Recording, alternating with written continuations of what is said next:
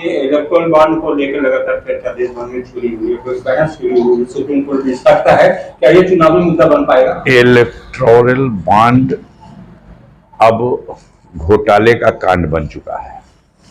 आप मुद्दा मत बनाइएगा, जनता मुद्दा बना चुकी है।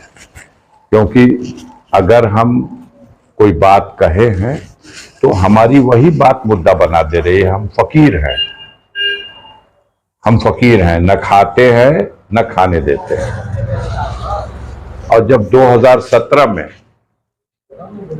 इस बॉन्ड का उस वक्त स्वर्गीय अरुण जेटली साहब ने, विद्वान आदमी थे,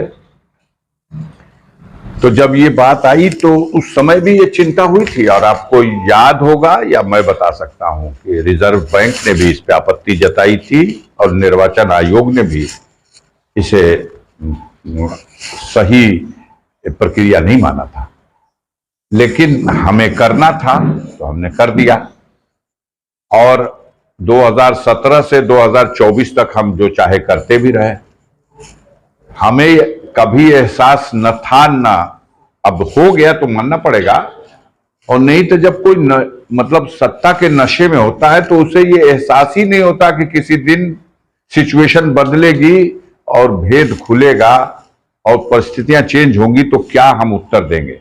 अब उत्तर तो एक दे रहे थे, हमारे देश के गृह मंत्री उत्तर दिए कि दरअसल ये व्यवस्था लाई गई थी काला धन को समाप्त करने के लिए।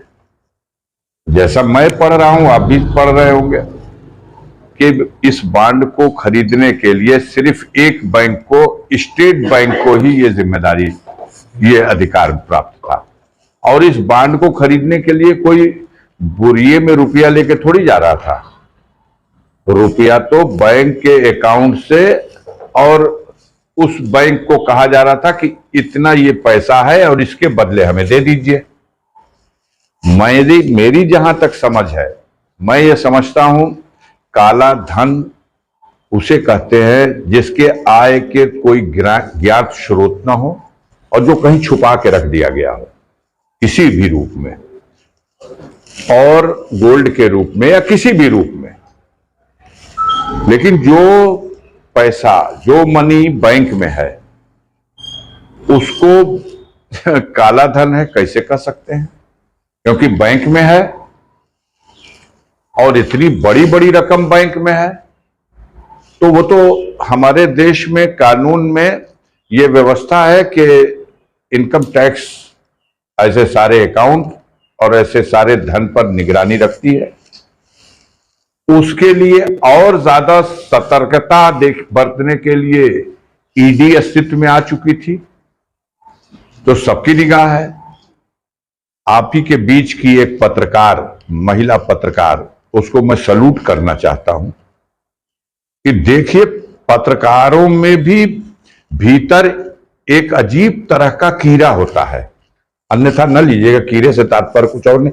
कीड़ा होता है कि वो हर चीज को शक की निगाह से देखे और उसके तह में पहुंचने की कोशिश करे। और यही परिणाम था कि उसने बॉन्ड खरीद लिया, उसको चेक किया, कुछ नहीं, जैसा बताया गया था बिल्कुल उसी का रूप है।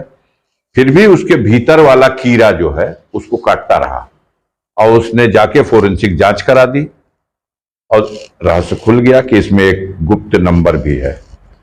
वो देख नहीं सकते आप, उसने प्रयोगशाला में जाके देख लिया।